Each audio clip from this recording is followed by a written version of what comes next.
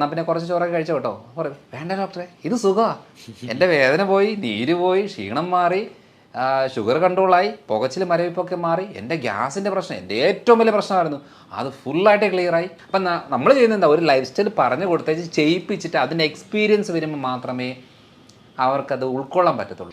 എന്നിട്ട് പറ, ഷുഗർ കുറയുന്നുണ്ടോ, ക്ഷീണം കുറയുന്നുണ്ടോ, ബുദ്ധിമുട്ട് കുറയുന്നുണ്ടോ, നീർക്കെട്ട്, എല്ലാവരും പറയുന്നത് ഇവിടെ വേദന, ഇവിടെ പിടിച്ച വേദന, ഇവിടെ പിടിച്ച വേദന, എല്ലായിടത്തും വേദനകളാണ്, ചോറ് കുറയ്ക്കും. അല്ലാതെ മരുന്ന് കഴിച്ചിട്ട് തുമ്മൽ മാറിയ കേസുണ്ടോ? മരുന്ന് കഴിക്കും, തുമ്മൽ കുറയും, നിർത്തുമ്പോൾ തുമ്മലുണ്ടാവും. ഷുഗറിന് ഗുളിക കഴിച്ച് ഷുഗർ കുറയും, നിർത്തുമ്പം വീണ്ടും കൂടും. അപ്പം റൂട്ട് കോസ് മനസ്സിലാക്കി ക്ലിയർ ആക്കി കഴിഞ്ഞാൽ ഈസി ആയിട്ട് നിസ്സാരമായിട്ട് ക്ലിയർ ആക്കുന്ന കുറച്ച് കാര്യങ്ങളാണ്.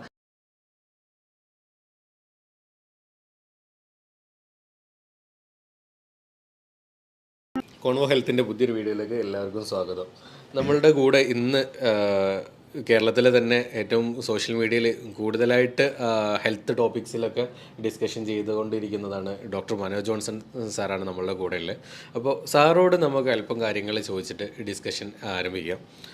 മെയിനായിട്ട് സാറോട് ഞാൻ ചോദിക്കുന്നത്, സാറ് മെയിനായിട്ട് ലൈഫ് സ്റ്റൈൽ ഡിസീസുകളിലാണ് കൂടുതലായിട്ട് അഡ്രസ്സ് ചെയ്യാറുള്ളത്. അപ്പോൾ അതുകൊണ്ട് തന്നെ ലൈഫ് സ്റ്റൈൽ ഡിസീസുകളിൽ പൊതുവിൽ സാറ് ഏറ്റവും കൂടുതൽ കണ്ടുവരുന്നത്, ഇവിടെ കേരളത്തിൽ സമൂഹത്തിൽ കൂടുതലായിട്ട് കണ്ടുവരുന്നത് എന്ത് ടൈപ്പ് ഓഫ് ഡിസീസസ് ഒക്കെയാണ്? ഇപ്പോൾ ലൈഫ് സ്റ്റൈൽ ഡിസീസ് ഏറ്റവും കോമൺ ആയിട്ട് നമ്മുടെ എല്ലാ സ്ഥലങ്ങളിലും ഉണ്ട്, എന്നാലും കേരളത്തിൽ കുറച്ച് കൂടുതലാണ്. കാരണം എന്ന് വെച്ചാൽ ലൈഫ് സ്റ്റൈൽ ഡിസീസ് എന്ന് പറയുമ്പോൾ നമ്മുടേത് ജീവിതശൈലിയായിട്ട് ബന്ധപ്പെട്ട പ്രശ്നങ്ങൾ. അതിൽ പ്രമേഹം വളരെ കോമൺ ആയിട്ടുള്ളൊരു കാര്യമാണ്. പിന്നെ blood pressure, hyper tension, cholesterol പ്രശ്നങ്ങൾ, ഫാറ്റ് ലിവർ ബുദ്ധിമുട്ടുകൾ, വെരിക്കോസ് പ്രശ്നങ്ങൾ, തൈറോയ്ഡ് റിലേറ്റഡ് ബുദ്ധിമുട്ടുകൾ, ഒബേസിറ്റി, വെയിറ്റ് കൂടുന്ന കാര്യങ്ങൾ. അപ്പോൾ ലിസ്റ്റ് എടുത്ത് നോക്കുമ്പോഴത്തേനും കുറേ പ്രശ്നങ്ങൾ നമ്മൾ ജീവിതശൈലി രോഗങ്ങളുമായിട്ട് ബന്ധപ്പെട്ട് നമ്മുടെ നാട്ടിൽ, പ്രത്യേകിച്ച് കേരളത്തിൽ വളരെ കോമൺ ആണ്. അപ്പോൾ അങ്ങനെ വരുമ്പം എന്തുകൊണ്ടാണ് ഇത്രയും കാര്യങ്ങൾ കോമൺ ആണെന്ന് സ്റ്റഡി ചെയ്ത് പോയപ്പോഴാണ് അതിൻ്റെ കാര്യങ്ങൾ എന്താണെന്ന് മനസ്സിലായത്. ഇന്ത്യയിൽ ഏറ്റവും കൂടുതൽ മരുന്ന് കഴിക്കുന്ന ഒരു സ്ഥലമാണ് കേരളം. കാരണം നമ്മുടെ മനോരമയുടെ ആ സർവേയിൽ തന്നെ പലർക്കും അറിയാം, ഒരു വ്യക്തി എന്ന് വെച്ചാൽ ഒരു സ്റ്റേറ്റിൽ 100-150 രൂപയാണ് ഒരു മാസം, അല്ലെങ്കിൽ ഒരു മാസം മരുന്നിന് വേണ്ടി ചിലവാക്കുന്ന സ്ഥലത്ത് കേരളത്തിൽ 2500 ചില്ലറ രൂപയാണ് ഒരാൾ ഒരു മാസം മരുന്നിന് വേണ്ടി ചിലവാക്കുന്നത്. അപ്പോൾ ഈ സർവേയിൽ നമുക്ക് മനസ്സിലാകുന്ന ഒരു കാര്യം എന്താണെന്ന് വെച്ചാൽ ഏറ്റവും കൂടുതൽ ആളുകൾ ഹെൽത്ത് കോൺഷ്യസ് ആണ് കേരളത്തിൽ. പക്ഷേ ആ ട്രാക്ക് ഒന്ന് മാറിപ്പോയി, അത്രയേ ഉള്ളൂ. കാരണം ജീവിതശൈലി രോഗങ്ങൾക്കും മരുന്ന് കഴിച്ചാൽ ശരിയാകും എന്നുള്ള ഒരു തെറ്റിദ്ധാരണ വരുമ്പോഴാണ് ഈ മരുന്നുകളുടെ എണ്ണം കൂടുന്നത്. കാരണം എന്താണ്, നമ്മളൊരു വെയിറ്റ് കൂടുന്നു, അല്ലെന്നുണ്ടെങ്കിൽ ശ്വാസം മുട്ടലുണ്ടാകുന്നു, കൊളസ്ട്രോൾ കൂടുന്നു, ഫാറ്റ് ലിവർ വരുന്നു, ഷുഗറിൽ ചെറിയ വേരിയേഷൻ വരുന്നു, യൂറിക് ആസിഡ് കൂടുന്നു എന്നൊക്കെ പറയുന്ന ചേഞ്ചസ് വരുമ്പോഴേ നമ്മൾ ആദ്യം ഫോക്കസ് ചെയ്യുന്നത് ചെറിയ അളവിൽ ഷുഗർ കൂടിയല്ലോ ഉടനെ ഒരു മരുന്ന് കഴിക്കാം എന്നുള്ളതാണ്. പക്ഷേ അത് ഫുഡിൽ മാറ്റം വരുത്തി എക്സസൈസ് കറക്റ്റായിട്ട് ചെയ്തേച്ച് കുറയ്ക്കുക എന്നുള്ള മെത്തഡിനെക്കാട്ടിലും എളുപ്പപ്പണിയായിട്ട് നമ്മൾ ഒരു മരുന്ന് കഴിച്ചാൽ റെഡിയാകും എന്നുള്ളത് വിശ്വസിക്കുമ്പോഴാണ് ഏറ്റവും കൂടുതൽ തെറ്റ് വരുന്നത്. അതാണ് കേരളത്തിൽ ഏറ്റവും കൂടുതൽ കണ്ടുവരുന്നൊരു കാര്യം എന്ന് വെച്ചാൽ നമ്മളെല്ലാവരും എളുപ്പപ്പണിയിലെ ആൾക്കാരാണ്. നമുക്ക് ഭക്ഷണം ശ്രദ്ധിക്കാനോ അല്ലെങ്കിൽ ലൈഫ് സ്റ്റൈൽ നോക്കാനോ ഒന്നും പറ്റത്തില്ല. പക്ഷേ ഒരു ഈസി ആയിട്ട് ഒരു ഗുളികയോ ഒരു കഷായമോ ഒരു മരുന്നോ സിറപ്പോ ഇഞ്ചക്ഷനോ എന്തെങ്കിലും ഉണ്ടെങ്കിൽ അത് ഞാൻ നോക്കിക്കോളാം, അല്ലാതെ എനിക്ക് വേറെ കാര്യങ്ങൾ പറ്റുന്നില്ല എന്ന് വരുന്നതാണ് നമ്മുടെ കേരളത്തിലെ ഏറ്റവും വലിയൊരു പ്രശ്നം. പക്ഷേ ഒരു പ്രത്യേകത എന്താണെന്ന് വെച്ചാൽ ഈ ചികിത്സയോ മരുന്നോ ആശുപത്രികളോ ഡോക്ടർമാരോ മാറി മാറി ചെയ്തെങ്കിലും ഈ പ്രശ്നങ്ങൾ മാറുന്നില്ല. ഓരോ ദിവസവും പുതിയ പുതിയ രോഗങ്ങൾ, പുതിയ പുതിയ പ്രശ്നങ്ങൾ വന്നുകൊണ്ടിരിക്കുകയാണ്. വളരെ സിമ്പിളായിട്ടുള്ള എക്സാമ്പിൾ ഞാൻ പറയാം. ഇപ്പോൾ പ്രമേഹമുള്ള ഒരാൾ നമുക്ക് ഒരു ഹോസ്പിറ്റലിൽ പോകുന്നു, അതിനുള്ള മരുന്ന് കൊടുക്കുന്നു. 2 മാസം കഴിയുമ്പോഴത്തേനും അവർക്ക് വേറെ ഒരു പ്രശ്നം, അതല്ലെങ്കിൽ ഷുഗർ കൺട്രോൾ നിൽക്കുന്നില്ല. അപ്പോൾ എന്തായി, ഒരു ഗുളികയുടെ കൂടെ വേറൊരു ഗുളികയും കൂടെ ആഡ് ചെയ്തിട്ടാണ് കൊടുക്കുന്നത്. അപ്പോൾ അങ്ങനെ പോകുന്ന സമയത്തും പറയുന്ന കാര്യം എന്താ, കുഴപ്പമില്ല, നിങ്ങളൊന്നും പേടിക്കേണ്ട, നമ്മളിത് ഈ ഒരു ഡോസ് കൂട്ടുക ശരിയാകും. ഇങ്ങനെ 3-4 മരുന്നുകൾ കഴിഞ്ഞേച്ച് ഇൻസുലിനിലേക്ക് കയറി വന്നു കഴിയുമ്പോൾ ഒരു നേരം മതി എന്ന് പറഞ്ഞ് തുടങ്ങിയിട്ട് 2-3 തവണ ഡോസുകൾ ഇങ്ങനെ കൂട്ടിക്കൂട്ടി പോകുമ്പോൾ ജീവിതശൈലി രോഗങ്ങളുള്ള ഒരാൾ ജീവിതശൈലി മാത്രം ഫോക്കസ് ചെയ്യാതെ മരുന്നുകളിലേക്ക് വരുമ്പോൾ, അല്ലെങ്കിൽ ഭക്ഷണം ശ്രദ്ധിക്കാതെ മരുന്നുകളിലേക്ക് വരുമ്പോൾ ഡാമേജ് കൂടും. ശ്രദ്ധിച്ചിട്ടുണ്ടോ? ഷുഗറുള്ള ആളുകൾക്ക് ഷുഗർ കൺട്രോൾ ആയിരിക്കും, കാരണം എന്താ, മരുന്നെടുക്കുന്നു. പക്ഷേ കാലിന് പുകച്ചിൽ, മരവിപ്പ്, മസിൽ കയറ്റ പ്രശ്നങ്ങൾ, കാഴ്ച മങ്ങി വരുന്ന ബുദ്ധിമുട്ടുകൾ, ചില ആളുകളുടെ ഷോൾഡർ സ്റ്റിഫായിരിക്കും, ചിലപ്പം എന്തെങ്കിലും ജോലി ചെയ്യുന്നതിൻ്റെ ഭാഗമായിട്ട് ഭയങ്കരമായിട്ടും വേദന തുടങ്ങും, കൈ പൊങ്ങാൻ പറ്റാത്തൊരവസ്ഥ വരും. ഭൂരിഭാഗം ആളുകളിലും സംഭവിക്കുന്ന പുരുഷന്മാരിൽ ഉദ്ധാരണക്കുറവുണ്ടാകും. അപ്പം നമ്മൾ ഈ പറയുന്ന കാര്യങ്ങളെല്ലാം ബ്ലോക്കുകളാണ്, അതായത് ശരീരത്തിലെ രക്തക്കുഴലുകൾക്കെല്ലാം ബ്ലോക്കാണ്. പക്ഷേ ഇപ്പോൾ അവകാശപ്പെടും എൻ്റെ ഷുഗർ കൺട്രോളാണ്. അപ്പോൾ ഇങ്ങനത്തെ ഒരു ജീവിതശൈലിയായിട്ട് ബന്ധപ്പെട്ട് വരുമ്പോൾ മരുന്ന് കഴിക്കുന്നതിൻ്റെ കൂടെ പല കാര്യങ്ങളല്ലാത്തതുകൊണ്ട് അതിനെക്കുറിച്ചുള്ള ഒരു അവയർനെസ്സാണ് നമ്മുടെ നാടിന് ഏറ്റവും കൂടുതൽ ആവശ്യം. അതാണ് ഞാൻ ഏറ്റവും കൂടുതലായിട്ട് ചെയ്തുകൊണ്ടിരിക്കുന്നത്. അപ്പം കേരളത്തിലെ ഒരു ലൈഫ് സ്റ്റൈൽ ഡിസീസുമായിട്ട് ബന്ധപ്പെട്ട് നോക്കുമ്പോൾ ട്രാക്ക് ഒന്ന് മാറ്റിപ്പിടിക്കാനുള്ള സമയമായി എന്നുള്ളതാണ്. അല്ലാതെ ലൈഫ് സ്റ്റൈൽ ഡിസീസിന് മരുന്ന് കഴിച്ചാൽ ലെവലാകും എന്നുള്ളൊരു തെറ്റിദ്ധാരണ, അത് തെറ്റിദ്ധാരണ തന്നെയാണ്. കാരണം മരുന്ന് മാത്രം പോരാ, മരുന്ന് വേണം, പക്ഷെ മരുന്ന് മാത്രം പോരാ, അതല്ലാതെ വേറെ കുറേ കാര്യങ്ങളും ചെയ്യേണ്ടി വരും. ഡോക്ടർ പറഞ്ഞ ആ ഒരു ട്രാക്ക് മാറ്റി പിടിക്കണം എന്നുള്ളത് എപ്പോഴോ ചിന്തിക്കേണ്ട അടുത്ത് എത്തിയിട്ടുണ്ട്. ഷുഗറിൻ്റെ കേസിൽ പലപ്പോഴായിട്ടും പല ആളുകളും മെഡിസിൻസ് എടുക്കുന്നത്, പക്ഷേ ഒരു റിസൾട്ട് മാറ്റം എന്ന് പറഞ്ഞിട്ട് സാറ് പറഞ്ഞതുപോലെ തന്നെ ഇൻസുലിനിലേക്ക് എത്തുക, അത് ഒരു നേരത്തു നിന്ന് 2 നേരത്തിലേക്ക് എത്തുക എന്ന രൂപത്തിലേക്ക് പോകുന്നുള്ളൂ. പക്ഷേ നമുക്ക് ലൈഫ് സ്റ്റൈൽ ഡിസീസ് ആകുമ്പം അത് ലൈഫ് സ്റ്റൈൽ ചേഞ്ച് ചെയ്താൽ എന്താണ് മാറ്റം ഉണ്ടാവും എന്നുള്ളത് ഉറപ്പുള്ള കാര്യങ്ങൾ തന്നെയാണ്. അതിൽ ഒന്നാമത്തെ കാര്യം എന്ന് പറയുന്നത്, നമ്മളിപ്പോൾ ഇൻസുലിൻ എടുക്കുന്നു, ഒരു നേരം ഇൻസുലിൻ എടുക്കുന്നത് 2 നേരമാക്കി 3 നേരമാക്കി പോകുന്ന സമയത്തിൽ പലപ്പോഴും ഇൻസുലിൻ ഡോസ് എന്തിനാണ് കൂട്ടുന്നത്? ആ ഡോസ് എടുത്തിട്ടും ഷുഗർ കൺട്രോൾ നിൽക്കാതെ വരുമ്പോഴാണ് ഡോസ് കൂട്ടുന്നത്. അപ്പോൾ നമുക്ക് ഡോസ് കൂട്ടാതെ എങ്ങനെ നോക്കാം? അപ്പോൾ നമുക്ക് ആ മെക്കാനിസം മനസ്സിലാവുമ്പം നമുക്കൊരു ഐഡിയ കിട്ടും. അതായത് ഫുഡ് കൺട്രോൾ ചെയ്യുന്നുണ്ട്, മരുന്ന് കഴിക്കുന്നുണ്ട്, എന്നിട്ട് ഷുഗർ കൂടുന്ന ആളുകളെന്ന് പറയുമ്പോൾ അവർ മെയിനായിട്ട് ഫോക്കസ് ചെയ്യേണ്ടത് മസിൽസിൻ്റെ കോൺട്രാക്ഷനും റിലാക്സേഷനും കറക്റ്റായിട്ട് മസിൽ ഗ്രോത്ത് കൂട്ടുക എന്നുള്ളതാണ് അതിനകത്ത് മെയിനായിട്ടുള്ള കാര്യം. ഈ അവയർനെസ് ഇല്ലെങ്കിൽ ഷുഗർ കുറയില്ല. അതായത് ഞാൻ നമ്മുടെ വയനാട്ടിലൊരു ഡോക്ടർ ആരാണെന്നറിയില്ല, ഒരു ഡയബറ്റോളജിസ്റ്റാണ്, ഈ ജിലേബിയോ മധുരമോ എന്തെങ്കിലും കൊടുത്തിട്ട് ഷുഗർ കുറയ്ക്കുന്നത് ഞാൻ കേട്ടിട്ടുണ്ട്. സത്യം പറഞ്ഞാൽ ഒത്തിരിയേറെ ആളുകൾ, ഡോക്ടേഴ്സ് തന്നെ അതിനെ എതിരായിട്ട് സംസാരിച്ചിട്ടുണ്ട്. പക്ഷേ അത് ശരിയാണ്. അതിനൊരു സയൻസ് എന്താണെന്ന് വെച്ചാൽ, ആ ഡോക്ടർ മെയിനായിട്ടും ഫോക്കസ് ചെയ്യുന്നത് എക്സസൈസ് മെത്തഡുകളാണ്. ഒരു 20-21 സ്റ്റെപ്പുകളുണ്ട്. ആ സ്റ്റെപ്പുകളാണ് ഏറ്റവും കൂടുതൽ ആവശ്യമുള്ളത്. അതിപ്പോൾ അതേ രീതി ചെയ്യണമെന്നില്ല. നമ്മൾ മസിൽസിന് നല്ല രീതിയിലുള്ള മൂവ്മെൻറ്റ് കൊടുത്തു കഴിയുമ്പോഴത്തേനും ഈ ഇൻസുലിനൊന്നും ആവശ്യമില്ല. ഇത്രയും പ്രോസസ്സ് കഴിഞ്ഞിട്ട് വേണം സെൽസിലേക്ക് കയറണം എന്നുണ്ടെങ്കിൽ അത്രയും പ്രോസസ്സ് കഴിയണം. മസിൽസിന് മൂവ്മെൻറ്റ് നല്ല അളവ് കൊടുത്തു കഴിഞ്ഞാൽ ഈ പെട്ടെന്ന് മസിൽസ് ഈ ഗ്ലൂക്കോസിനെ വലിച്ചെടുക്കും. അപ്പോൾ പെട്ടെന്ന് ഷുഗർ ലെവൽ കുറയും. അപ്പം നമ്മളോട് നേരായിട്ട് മരുന്നും ഇൻസുലിനും എടുക്കുന്ന സമയത്ത് നേരായിട്ട് പറഞ്ഞു തരേണ്ട കാര്യം, ഈ മസിൽസ് ഗ്രോത്ത് കൂടണം, എന്നെങ്കിൽ മാത്രമേ ഷുഗർ കുറയത്തുള്ളൂ. പക്ഷെ നമ്മൾ ശ്രദ്ധിച്ചിട്ടുണ്ടോ, പ്രമേഹ രോഗികളുടെ എപ്പോഴും കൈയും കാലും ശോഷിച്ച് വരും. ഇൻസുലിൻ എടുക്കുന്ന ആളുകളുടേത് വണ്ണം കൂടി വരും. അപ്പോൾ ഇൻസുലിൻ എടുക്കുമ്പോൾ ഫാറ്റ് ഡെപ്പോസിഷൻ കൂടും. എന്ന് വെച്ചാൽ എവിടെയാണ്? വയറിൻ്റെ ഭാഗത്ത്. കൈയും കാലമൊക്കെ ശോഷിക്കും. അപ്പോൾ നമ്മൾ ഈ മെറ്റ്ഫോമിനോ അങ്ങനത്തെ എന്തെങ്കിലും ഗുളിക എടുക്കുന്ന സമയത്ത് ഫാറ്റ് ലോസ് ആകും, മസിൽ ലോസ് ആകും. അപ്പോൾ അങ്ങനെ വരുമ്പോൾ എന്നാന്ന് പറഞ്ഞാൽ വെയിറ്റ് കുറയും. ഇൻസുലിൻ എടുക്കുമ്പോഴത്തേന് വെയിറ്റ് കൂടും. അപ്പോൾ എങ്ങനെയാണ്? ശരീരപ്രകൃതം നോക്കുമ്പോൾ കൈയും കാലും നെഞ്ചും ശോഷിച്ചിരിക്കും, വയറ് മാത്രം വലുതായിട്ടിരിക്കും. കാരണം ഏറ്റവും കൂടുതൽ ഇൻസുലിൻ എടുക്കുന്ന വയറിൻ്റെ ഭാഗത്താണ്. അപ്പോൾ ഇവിടെ സൊല്യൂഷൻ എന്താ ചെയ്യേണ്ടത്? നമ്മൾ മെഡിസിനോ കാര്യങ്ങൾ എടുക്കുമ്പോൾ മസിൽ ബിൽഡപ്പ് ചെയ്യാനുള്ള കാര്യങ്ങൾ, അത് ഡംബിൾസ് യൂസ് ചെയ്യുവോ, പുഷപ്സ് ചെയ്യുവോ, പുല്ലപ്സ് ചെയ്യുവോ, ഏതെങ്കിലും രീതിയിലുള്ള മസിൽ ടയേർഡ് ആകുന്ന രീതി ചെയ്താൽ ഷുഗറും കൺട്രോൾ ആവും, മസിലും ഗ്രോത്ത് ആവും. അപ്പോൾ ഓട്ടോമാറ്റിക്കായിട്ട് ഷുഗർ കുറയും. സിമ്പിൾ കാര്യമാണ്, വളരെ സിമ്പിളായിട്ടുള്ള കാര്യമാണ്. അപ്പോൾ ഈ ഒരു ഐഡിയ നമുക്ക് കിട്ടിയെങ്കിൽ മാത്രമേ, ചിലവരല്ലേ ഫാസ്റ്റിംഗ് ഷുഗർ എൻ്റെ കൂടുതലാണ്, ഫുഡ് കഴിച്ചാൽ കുറവാണ്. അതിൻ്റെ അർത്ഥം എന്താ? മസിൽ ഗ്രോത്ത് ഇല്ല. അപ്പം മസിൽ സ്ട്രെങ്തനിങ് ആയാൽ ഫാസ്റ്റിംഗ് ഷുഗർ കുറയും. ഇതാണ് അതിൻ്റെ ബേസിക് ട്രിക്കാണ്. അതൊരു വളരെ സിമ്പിളായിട്ട് ചെയ്യാൻ പറ്റിയ കാര്യങ്ങൾ ഇതൊക്കെയാണ്. ഈ രൂപത്തിൽ നമുക്ക് ശ്രദ്ധിച്ചു കഴിഞ്ഞാൽ ഷുഗർ മാനേജ് ചെയ്ത് കൊണ്ടുവരാൻ പറ്റുന്നില്ല. അപ്പോൾ ഭക്ഷണ രീതിയിൽ എന്തെങ്കിലും ഇതിലുള്ള കാര്യങ്ങൾ ശ്രദ്ധിക്കേണ്ടത്? ഭക്ഷണ രീതിയിൽ വളരെ ഇമ്പോർട്ടൻ്റ് ആയിട്ട് ശ്രദ്ധിക്കേണ്ട ഒരു കാര്യം, നമ്മുടെ ഒരു കാഴ്ചപ്പാടിൽ പൊറോട്ടയും ബീഫും കപ്പയും മീനും കൂന കൂട്ടി ചോറ് കഴിക്കുന്നതുമാണല്ലോ നമ്മുടെ ഒരു ട്രെൻഡ്. ഇപ്പം ഞാൻ ഇപ്പം കോഴിക്കോടും കണ്ണൂരും കോട്ടക്കലൊക്കെ കൺസൾട്ടേഷൻ്റെ ഭാഗമായിട്ട് വരുന്ന സമയത്ത് പലപ്പോഴും ഹോട്ടലിൽ നിൽക്കാറുണ്ട്, ഭക്ഷണം കഴിക്കാറുണ്ട്, പല വീടുകളിൽ പോകാറുണ്ട്. ഇപ്പോൾ ഇവിടെ എല്ലാം കാണുന്ന ഒരു കോമൺ കാര്യം എന്ന് പറയുന്നത് കൂടുതൽ അളവാണ്. കാരണം വയറ് നിറയണം. പിന്നെ ഏറ്റവും കൂടുതൽ ഈ മലബാർ ഏരിയയിലൊരു പ്രത്യേകത എന്ന് വെച്ചാൽ കഴിപ്പിച്ചിട്ടാണ് സന്തോഷം പ്രകടിപ്പിക്കുന്നത്. എന്ന് വെച്ചാൽ വയറ് നിറയെ കഴിപ്പിക്കുക. അപ്പോൾ നമ്മൾ പോയിട്ട് കുറച്ച് കഴിക്കുമ്പോഴത്തേനും പറയും, ഒന്നും കഴിക്കുന്നതിന് ഒന്നും ഇഷ്ടമായില്ലേ എന്നുള്ള രീതിയാണ്. അപ്പോൾ ഇത് മലബാർ ഏരിയ മാത്രമല്ല, നമ്മുടെ നാട്ടിലൊരു കോമൺ ഒരു കൾച്ചർ എന്നാന്ന് വെച്ചാൽ ചോറ് കഴിച്ചെങ്കിൽ മാത്രമേ ഒരു ആരോഗ്യമുള്ളൂ എന്നുള്ളത്. എന്തിനാണ് ഈ അമേരിക്കയിലുള്ള ആൾക്കാരോട് നമ്മൾ പറയുകയാണ്, അതേ ബീഫും പൊറോട്ടയും കഴിച്ചിട്ടുണ്ടോ, സൂപ്പർ സാധനമാണ് എന്നൊക്കെ പറഞ്ഞു കഴിഞ്ഞാൽ അവർക്ക് എന്തെങ്കിലും വികാരമുണ്ടോ? ഒരു വികാരമില്ല. കപ്പയും മീനും നമുക്കാണെന്നുണ്ടെങ്കിൽ ഭയങ്കര ഒരു എന്താ പറയുക, ഭയങ്കര ഒരു വികാരമാണ് കപ്പയും മീനും വരുമ്പോൾ. എന്തുകൊണ്ടാണ് യൂറോപ്യൻസിന് ഈ കപ്പയും മീനും പറയുമ്പോൾ ഒരു താല്പര്യമില്ലാത്തത്? കാരണം എന്ന് വെച്ചാൽ നമ്മൾ പഠിച്ച് വളർന്ന് നമ്മുടെ നാട്ടുകാർ വീട്ടുകാർ എല്ലാം ഈ ഒരു കൾച്ചറിലേക്ക് വരുന്നത് കൊണ്ട് നമുക്കിത് വലിയ കാര്യമാണ്. അപ്പോൾ ആ ഒരു വലിയ കാര്യമായുള്ള സംഭവം നമ്മൾ പറയണത് നമ്മുടെ ഒരു സ്ഥലത്ത് നിന്നുകൊണ്ട് നമ്മൾ പറയണത് ഇതാണ് ഏറ്റവും നല്ല ഫുഡ് എന്ന് പറയുമ്പം, അപ്പം നമ്മളൊരു അത് അടപ്പിച്ചെടുത്താൽ പ്രശ്നമാണ്. മുഴകളുണ്ടാകും, ഫാറ്റ് ലിവർ ഉണ്ടാകും, തൈറോയ്ഡ് തുടങ്ങും, പ്രമേഹം തുടങ്ങും, ബ്ലോക്ക് ഉണ്ടാകും, വെയിറ്റ് കൂടും എന്നൊക്കെ പറയുമ്പം അത് ഉൾക്കൊള്ളാൻ നമുക്ക് ഭയങ്കര ബുദ്ധിമുട്ടാണ്. കാരണം നമുക്ക് ഇഷ്ടമുള്ള സാധനം അത്. അപ്പോൾ അങ്ങനെ ഒരു ഭക്ഷണത്തിലേക്ക് നമ്മൾ ഡൈവേർട്ട് ചെയ്തെങ്കിൽ മാത്രമേ കാര്യമുള്ളൂ.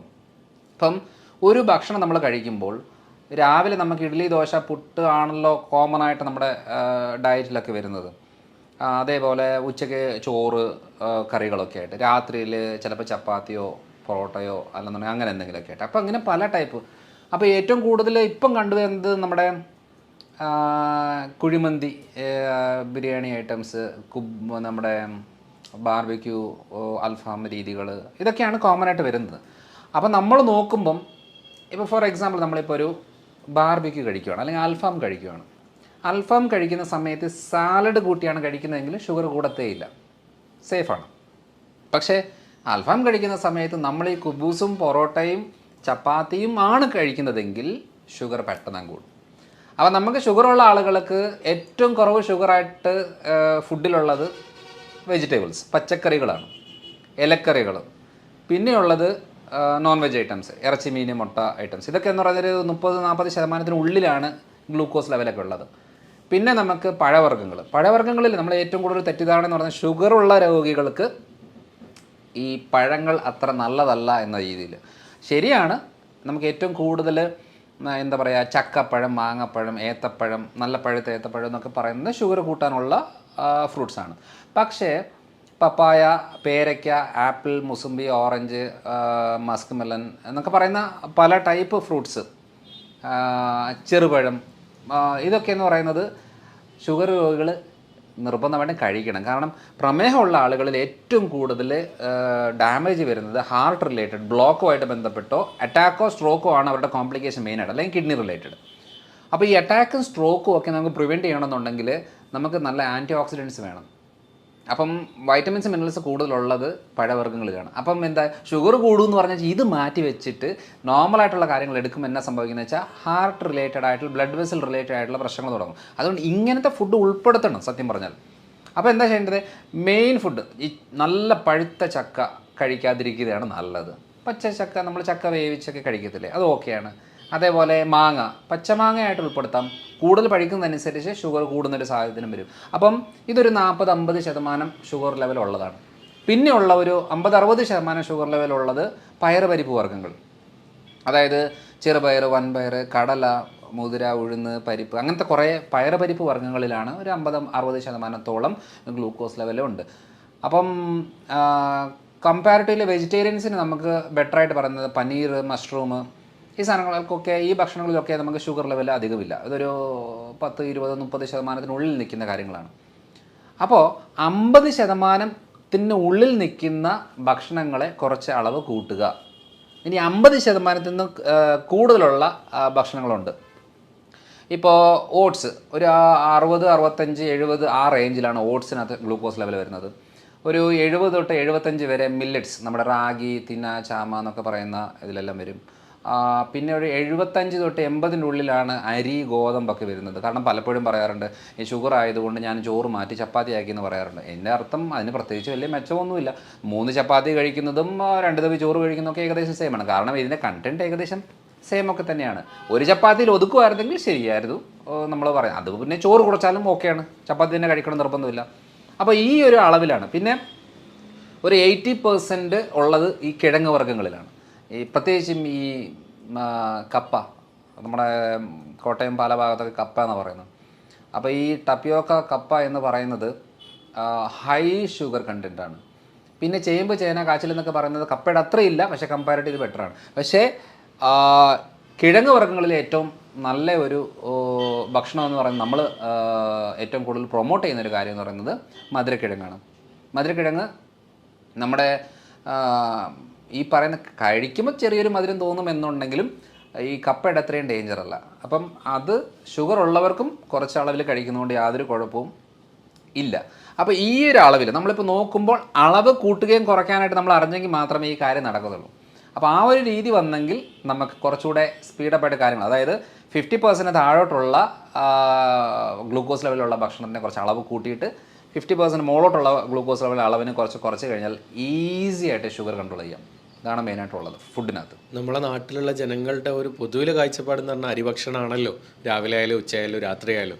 അപ്പം അത് കുറയ്ക്കുന്നേരം നമ്മൾ ഈ പറഞ്ഞ ബാക്കി ഐറ്റംസ് കൂട്ടിയെടുക്കുകയാണ് ചെയ്യേണ്ടത്. അപ്പോൾ എനർജി ലെവലിൽ അവർക്ക് ബാധിക്കില്ല എന്നുള്ള പൊതുവിലൊരു കാഴ്ചപ്പാട്, അരിഭക്ഷണം കുറച്ചാൽ ക്ഷീണിച്ച് പോവും, കുഴങ്ങിപ്പോവും, കിടന്നു പോകും എന്ന് പറയുന്നൊരു കാഴ്ചപ്പാടുണ്ട്. ഇപ്പം ഞാനൊരു കഴിഞ്ഞ ഒരു 6 മാസമായിട്ട് അരിഭക്ഷണം അങ്ങനെ അധികം കഴിക്കാറില്ല. ഞാൻ ചോറ് കഴിച്ചിട്ടേ ഇല്ല ഒരു 6 മാസമായിട്ട്.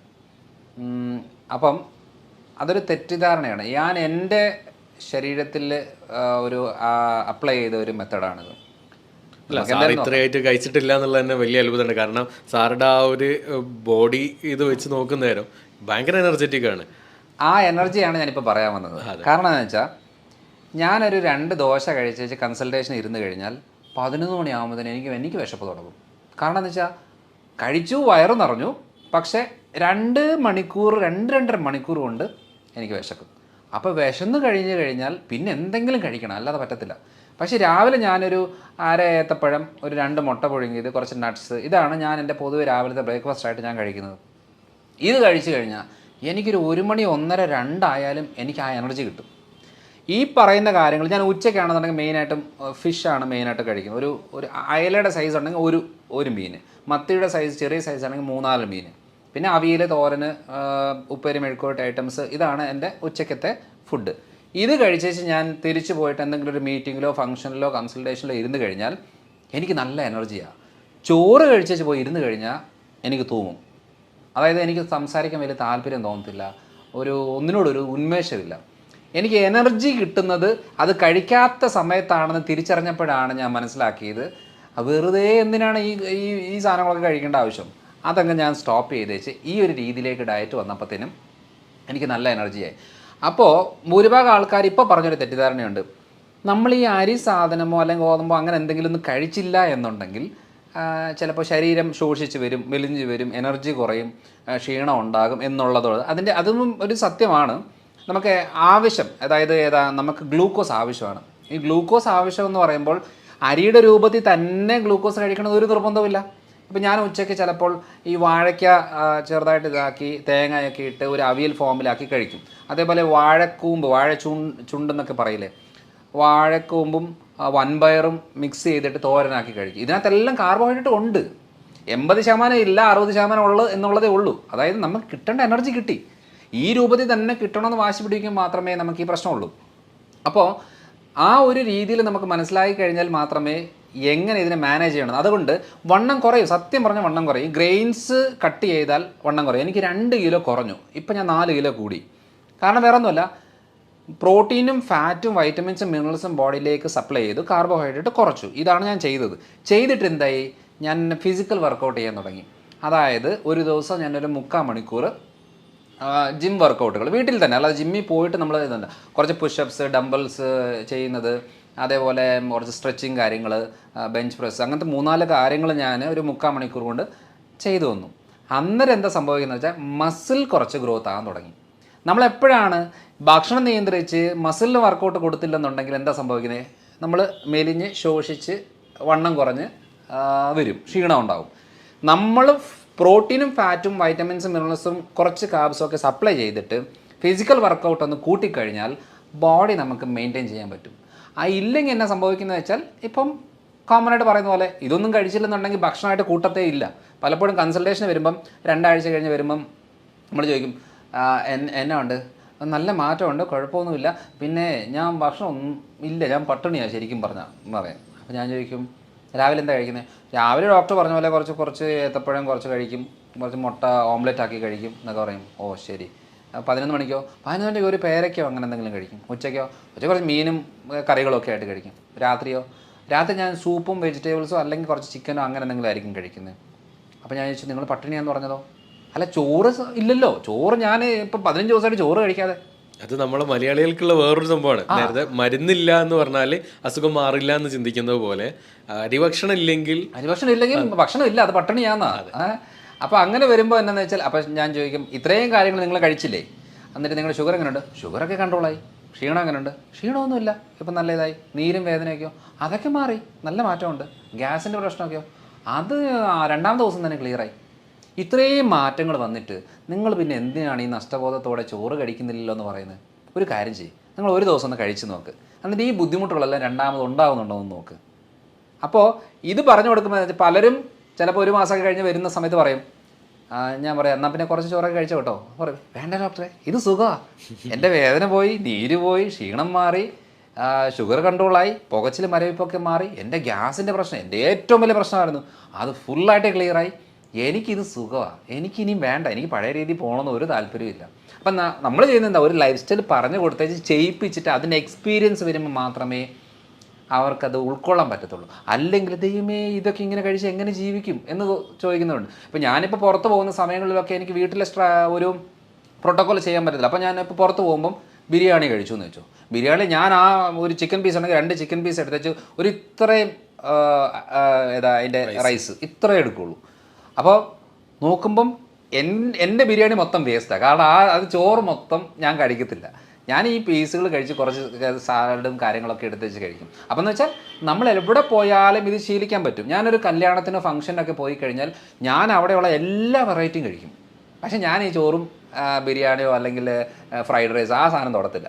എന്തെങ്കിലും ഫിഷോ ചിക്കനോ അല്ലെങ്കിൽ സാലഡ്സോ വെജിറ്റബിൾസോ അങ്ങനെ എന്തെങ്കിലും ഉണ്ടെങ്കിൽ അത് ഉൾപ്പെടുത്തി കഴിക്കും. അപ്പോൾ അങ്ങനെ വരുമ്പോൾ എന്നാന്ന് വെച്ചാൽ നമ്മൾ ശ്രദ്ധിച്ചിട്ടുണ്ടോ, കല്യാണമോ ഫംഗ്ഷനോ പരിപാടിയൊക്കെ നമ്മൾ ഫുഡ് കഴിച്ച് കഴിഞ്ഞാൽ ഭയങ്കര ക്ഷീണമാണ്. പിന്നെ നമുക്ക് ആ ദിവസം ഒന്നിനും നമ്മളെ കൊണ്ട് കൊള്ളത്തില്ല. എവിടെയെങ്കിലും പോയി കടന്നാൽ മതി, ഇരുന്നാൽ മതി എന്നല്ലാതെ വേറൊരു ചിന്തയും കാണത്തില്ല. കാരണം എന്താണെന്നറിയോ, ഈ അടിച്ച് കുഴച്ച് കയറ്റി കഴിയുമ്പോണ്ടല്ലോ ശരീരത്തിന് ആകെ വിഷമമാണ്, ബുദ്ധിമുട്ടാണ്.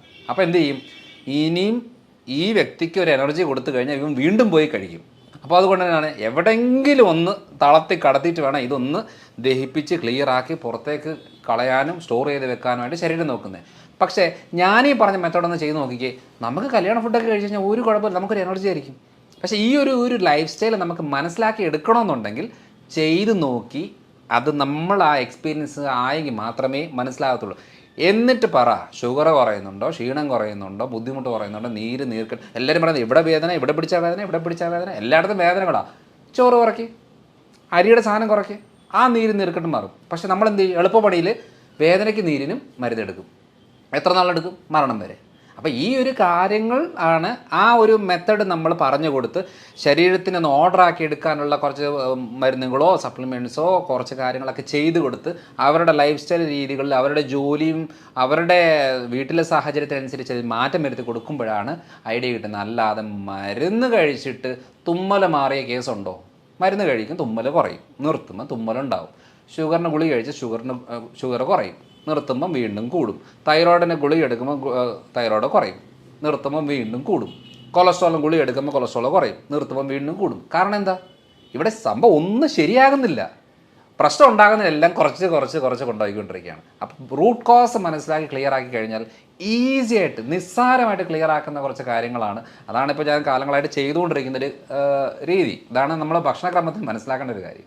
അപ്പോൾ നമ്മൾ ഈ ചിക്കനും ബീഫ് കഴിക്കുന്ന സമയത്ത് കൊളസ്ട്രോൾ കൂടുമെന്ന് പറയുന്നതിൽ എന്താണ് ശരിക്കും? ശരിയാ, നമ്മളിപ്പം റെഡ് മീറ്റ്സ് അത്ര നല്ലതല്ല കണ്ടിന്യൂസ് ആയിട്ട് എടുക്കുന്നത്. പക്ഷേ ഈ പറഞ്ഞ വറുത്ത് കോരി എടുക്കുന്ന അളവിലാണ് നമുക്ക് ഏറ്റവും കൂടുതൽ പ്രശ്നം വരുന്നത്. പക്ഷേ നമ്മളിപ്പോൾ ഒരു ബീഫ് കറി അല്ലെങ്കിൽ ബീഫ് കുറച്ച് വഴറ്റി ഓലത്തി എടുക്കുന്ന രീതിയിലേക്ക് വന്നു കഴിഞ്ഞാൽ വലിയ കുഴപ്പമില്ല. പിന്നെ ഈ ഗ്രിൽഡായിട്ട് കൂടുതൽ എടുക്കുമ്പോൾ നമുക്ക് പലപ്പോഴും ഈ ഗ്രിൽഡ് ഐറ്റംസ് ആൽഫാം ബാർബിക്യൂ എന്ന് പറയുമ്പോൾ അടുപ്പിച്ച് കുറേ നാൾ എടുക്കുമ്പം അത് കോളോൺ ക്യാൻസർ റിലേറ്റഡ് ആയിട്ടുള്ള പ്രശ്നങ്ങൾ ഉണ്ടാക്കാനുള്ള സാധ്യത കൂടുതലാണ്. അപ്പം ഞാനും ബീഫും പോർക്ക് അല്ലെങ്കിൽ മട്ടൺ അങ്ങനെ കഴിക്കുന്ന ഒരാളാണ്. ചിക്കൻ എന്ന് പറയുന്ന വൈറ്റ് മീറ്റാണ്, ബാക്കിയെല്ലാം ഒരു റെഡ് മീറ്റാണ്. അപ്പം വൈറ്റ് മീറ്റ്സ് ആണ് കമ്പാരിറ്റീവ്ലി ബെറ്റർ.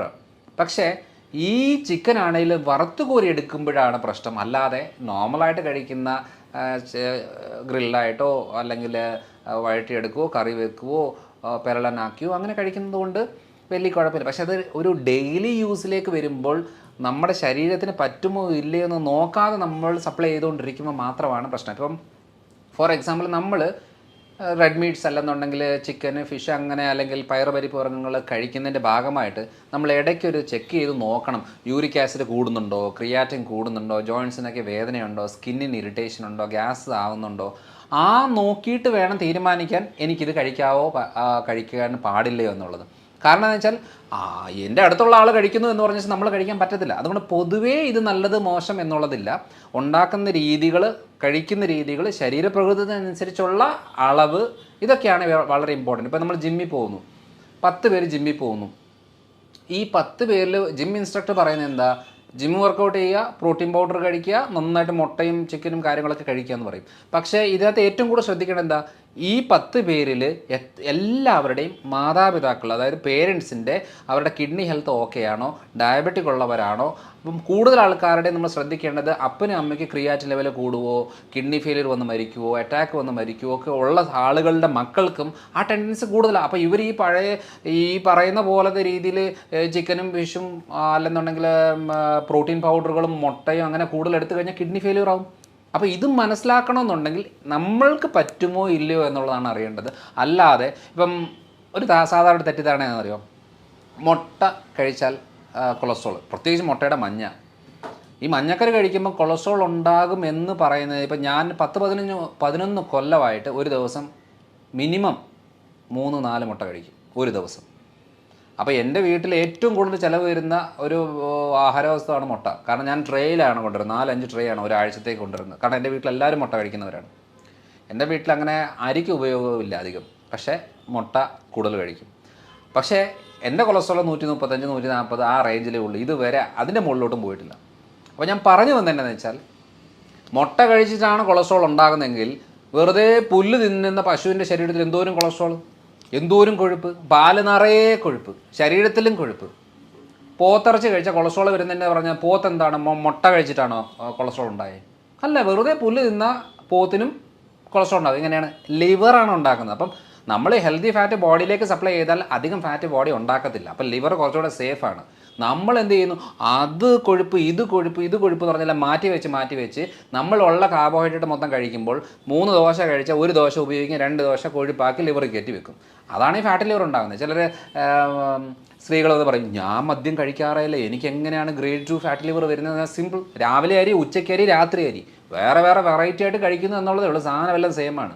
മദ്യത്തിന് എൻഡ് പ്രൊഡക്റ്റ് ഗ്ലൂക്കോസ്, ഈ പറയുന്ന കാർബോഹൈഡ്രേറ്റ് എന്ന് പറയുന്ന അരിയും ഗോതമ്പ് സാധനങ്ങൾ എൻഡ് പ്രൊഡക്റ്റ് ഗ്ലൂക്കോസ്. അപ്പോൾ കണ്ടൻറ്റ് സെയിം ആണ്. നമ്മൾ ഇത് ഒഫീഷ്യലായിട്ട് ഡൈനിങ് ടേബിൾ വെച്ചിരുന്ന് കഴിക്കുന്നു, അത് കുറച്ച് മാറി ഇരുന്ന് കഴിക്കുന്നു. എത്ര മാത്രമേ ഡിഫറൻസ് ഉള്ളൂ, സെയിം സാധനമാണ്. അതുകൊണ്ട് കൊളസ്ട്രോൾ പേടിച്ച് മാറ്റി വെക്കുന്നവരെ ശ്രദ്ധിച്ചോണം. 3 നേരം കഞ്ഞി കുടിച്ചാൽ അത് മതി ബ്ലോക്ക് ഉണ്ടാകാൻ. അല്ലാതെ ഈ മുട്ടയും ഇറച്ചിയും മീനും കഴിക്കുന്നതുകൊണ്ടല്ല കൊളസ്ട്രോൾ ഉണ്ടാകുന്നത്. അങ്ങനെയാണെന്നുണ്ടെങ്കിൽ ഈ പറയുന്ന കടുവയും പുലിയും സിംഹവും ഒക്കെ പണ്ടേ അറ്റാക്ക് വന്ന് മരിക്കേണ്ടതല്ലേ? കാരണം ഫുൾ ടൈം കഴിക്കുന്നത് ഈ ബീഫും ഇതൊക്കെ തന്നെയല്ലേ. അല്ലാതെ പ്രത്യേകിച്ച് അത് പഴങ്ങൾ കഴിക്കുന്നില്ല, ഇലക്കറികൾ കഴിക്കുന്നില്ല, പച്ചക്കറികളില്ല, ഒരു സാധനം കഴിക്കാതെ വെറുതെ ഇത് കഴിച്ചുകൊണ്ടിരിക്കുന്ന ഈ മൃഗങ്ങളൊക്കെ പണ്ടേ അറ്റാക്ക് വന്ന് തട്ടി പോകേണ്ടതല്ലേ? പോകുന്നില്ല. കാരണം എന്താ? കാരണം ആ ശരീരപ്രകൃതത്തിൻ്റെ മനസ്സിലാക്കേണ്ട ഒരു കാര്യം എന്ന് വെച്ചാൽ, അതുകൊണ്ട് ശ്രദ്ധിച്ചാൽ മതി. അതുകൊണ്ട് ഈ പറയുന്ന മൃഗങ്ങളൊക്കെ സ്ലിമ്മായിട്ട് സ്കെൽട്ടായിട്ടിരിക്കും. ഈ ഫുൾ ടൈം പഴങ്ങൾ കഴിക്കുന്ന ചിമ്പാഞ്ചിയെ കണ്ടിട്ടില്ലേ? ഇങ്ങനെയായിരിക്കുന്നത്. ആനയെ കണ്ടിട്ടില്ലേ? ഇങ്ങനെയായിരിക്കുന്നത്. എന്തുവാ? മുട്ടയുടെ മഞ്ഞയില്ല, ബീഫില്ല, ചിക്കനില്ല, ഒരു സാധനമില്ല.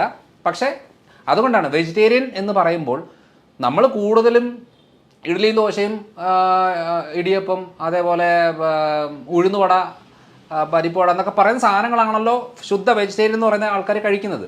അവർക്കാണല്ലോ ഏറ്റവും കൂടുതൽ ബ്ലോക്ക് വരുന്നത്. എന്നാൽ പിന്നെ അവർക്ക് കൊളസ്ട്രോൾ വരാൻ പാടില്ല ഈ ഇത് കഴിക്കാതിരുന്നാൽ. അതുകൊണ്ട് ഭക്ഷണം എന്ന് പറയുമ്പം ഭക്ഷണത്തിലെ കൊഴുപ്പ് എന്ന് പറഞ്ഞാൽ ഒരു 20-25% മാത്രമേ ഭക്ഷണത്തിലെ കൊഴുപ്പ് കൂട്ടത്തുള്ളൂ. ബാക്കി 75% ശരീരമാണ് ഉണ്ടാക്കുന്നത്. അതിൻ്റെ റോ മെറ്റീരിയൽ എന്ന് പറയുന്നത് കാർബോഹൈഡ്രേറ്റ് ആണ്. അതിന് തീരുമാനമാക്കിയെങ്കിൽ കൊളസ്ട്രോൾ കുറയും. ഞാൻ എപ്പോഴും പറയുന്നത്, നിങ്ങളൊരു കാര്യം ചെയ്യും, ഈ പറയുന്ന തുടങ്ങുന്നതിന് മുമ്പ് കൊളസ്ട്രോൾ ആണോ, നിങ്ങൾ മുട്ട കഴിച്ച കൊളസ്ട്രോൾ ഉണ്ടോ, ഇപ്പം നിങ്ങളൊരു ലിപ്പിഡ് പ്രൊഫൈൽ ചെക്ക് ചെയ്യും, കൊളസ്ട്രോളും കാര്യങ്ങളെല്ലാം നോക്ക്. അടുപ്പിച്ച് 2 ആഴ്ച എല്ലാ ദിവസവും ഓരോ മുട്ട കഴിക്കുക. എന്നിട്ട് ചോറ് ഈ മധുരവും ബേക്കറിയൊക്കെ ഒന്ന് കുറയ്ക്കുക. എന്നിട്ട് 2 ആഴ്ച കഴിഞ്ഞ് ഒന്നുകൂടെ കൊളസ്ട്രോൾ ചെക്ക് ചെയ്യും. നിങ്ങളുടെ കൊളസ്ട്രോൾ കുറയുന്നുണ്ടോ, ഡെയിലി ഓരോ മുട്ട കഴിക്കും. കുറയുന്നില്ലേ, നിങ്ങൾ മുട്ട കഴിക്കണ്ട. അങ്ങനെയാണ് തീരുമാനിക്കേണ്ടത്. അല്ലാതെ പൊതുവേ ബീഫിന് പ്രശ്നമാണ്, പോത്ത് പ്രശ്നമാണ്, അല്ലെങ്കിൽ ചിക്കൻ പ്രശ്നമാണ്, മുട്ട പ്രശ്നമാണ് എന്ന് പറഞ്ഞ് വെച്ചിരിക്കുക. അതൊക്കെ വറുത്ത് കോരി അതിനെ വല്ലാത്ത രീതിയിൽ ആക്കി എടുക്കുമ്പോൾ മാത്രമേ പ്രശ്നമുള്ളൂ. അല്ലാതെ ഇതൊന്നും ഒരു പ്രശ്നമല്ല. ഇതൊക്കെ നമുക്ക് നിസ്സാരമായിട്ട് നമ്മുടെ ഈ വിശ്വാസവും ശരീരവും തമ്മിൽ യാതൊരു ബന്ധവുമില്ല.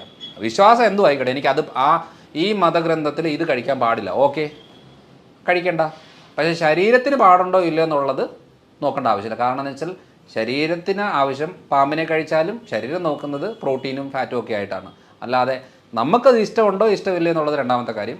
ശരീരത്തിന് എല്ലാം സെയിമാണ്. ഇതാണ് മെയിനായിട്ടും ഫുഡിൽ നമ്മൾ ശ്രദ്ധിക്കേണ്ടത്. അപ്പോൾ പൊതുവിൽ സാറെടുത്ത് കൂടുതലായിട്ട് വരുന്നൊരു കേസുകൾ എന്ത് ടൈപ്പ് ഓഫ് കേസ് ആയിരിക്കും? നമ്മളിപ്പോൾ പല കേസുകൾ ഇങ്ങനെ ഡിസ്കസ് ചെയ്ത് ഇങ്ങനെ വന്നു. അപ്പോൾ ഏറ്റവും കൂടുതലായിട്ട് കണ്ടുവരുന്നത് എന്താണ്? ചിലപ്പം വരുന്ന പേഷ്യൻ്റ് തന്നെ ഇന്ന കേസിലേക്ക് മാറുന്നുണ്ടാവും. വരുന്ന ഒരു അസുഖത്തിനായിരിക്കും, അത് നോക്കുന്നേരം റൂട്ട് കോസ് കണ്ടെത്തുമ്പോൾ വേറെ എത്തും. ഞാൻ ലൈഫ് സ്റ്റൈൽ ഡിസീസിൽ പ്രമേഹമാണല്ലോ വളരെ കോമൺ ആയിട്ട് വരുന്നത്. പക്ഷേ എൻ്റെ മേഖലയായിട്ട് ഞാൻ കരുതുന്നത് തൈറോയ്ഡാണ്. കാരണം വേറൊന്നുമല്ല, എനിക്ക് തൈറോയ്ഡ് ചികിത്സിക്കാൻ ഇഷ്ടമുണ്ടായിട്ടല്ല തൈറോയ്ഡ് എന്ന് പറയുന്നത്. പക്ഷേ പ്രമേഹമുള്ള ആളുകൾക്കും BP ഉള്ളവർക്കും സ്കിന്നിൻ്റെ പ്രശ്നമുള്ളവർക്കും ടെൻഷൻ ഉള്ളവർക്കും നെഞ്ചിടിപ്പുള്ളവർക്കും അതേപോലെ മുടി കൊഴിച്ചിലുള്ളവർ, താരന്, ദഹന പ്രശ്നങ്ങൾ, കോൺസ്റ്റിപ്പേഷൻ ബുദ്ധിമുട്ടുകൾ, ടയർഡ്നെസ്, ടെൻഷന്, ഇതെല്ലാത്തിൻ്റെയും നമ്മൾ റൂട്ട് കോസ് ചെക്ക് ചെയ്ത് വരുമ്പോഴത്തേനും തൈറോയ്ഡിലാണ് വന്ന് നിൽക്കുന്നത്. കാരണം വേറൊന്നുമല്ല, ഈ പറയുന്ന പ്രശ്നങ്ങൾക്ക് അവർ കാലങ്ങളായിട്ട് മരുന്നെടുക്കുന്നവരാ. ഇപ്പോൾ എൻ്റെ അടുത്ത് ആരെങ്കിലും വരുന്ന ആൾക്കാരോട് എന്നോട് പറയാണ്, ഡോക്ടറെ എനിക്ക് തുമ്മലാണ്, 10 കൊല്ലമായിട്ട് തുമ്മലാണ്, മരുന്നെടുക്കുമ്പം കുറയും പിന്നെയും വരും. അപ്പോൾ എൻ്റെ മനസ്സിൽ സഡൻ കണക്റ്റായി പോകുന്നത് തൈറോയ്ഡാണ്. കാരണം എന്ന് വെച്ചാൽ ഇത് പറയാൻ കാരണം, ഇത് മെഡിക്കൽ ടെക്സ്റ്റിൽ അങ്ങനെ ഒരു എക്സ്പ്ലനേഷൻ ഇല്ല. മെഡിക്കൽ ടെക്സ്റ്റിൽ നമ്മളൊരു തുമ്മൽ എന്ന് പറയുമ്പോൾ ഒരു അലർജിക് റിലേറ്റഡ് ആയിട്ടാണ് നമ്മൾ ഫോക്കസ് ചെയ്യുന്നത്. അതേപോലെ സ്കിന്നിലൊരു ചൊറിച്ചിൽ, കുരുക്കൾ, പാടുകൾ എന്നൊക്കെ വരുമ്പോൾ മെഡിക്കൽ ടെക്സ്റ്റിൽ ഫോക്കസ് ചെയ്യുന്നത് സ്കിൻ റിലേറ്റഡ് ആയിട്ടുള്ള കണ്ടീഷനാണ്. അതേപോലെ യൂട്രസിലെ മുഴ, ബ്ലീഡിങ് റിലേറ്റഡ് പ്രശ്നം ഉണ്ടെന്നുണ്ടെങ്കിൽ ഗൈനക് റിലേറ്റഡ് ആയിട്ടാണ് മെഡിക്കൽ ടെക്സ്റ്റിൽ പറയുന്നത്. പക്ഷേ തൈറോയ്ഡ് ഉള്ളവർക്കാണ് ഏറ്റവും കൂടുതൽ ഈ ബ്ലീഡിങ് റിലേറ്റഡ് പ്രശ്നം വരുന്നത്. നമ്മളിവിടെ DNC ചെയ്തും യൂട്രൈൻ വാഷും ചെയ്തും സർജറിയും ചെയ്തും ഹിസ്റ്ററക്ടമിയും ചെയ്തും നടന്നാലും ആ പ്രശ്നങ്ങൾ മാറാത്തതിൻ്റെ മെയിൻ കാര്യം എന്ന് പറയുന്നത് റൂട്ട് കോസ് വേറെ കിടക്കുന്നതുകൊണ്ടാണ്. അപ്പോൾ ഇത് പറയാനായിട്ടൊരു കാരണം കൂടെ ഉണ്ട്.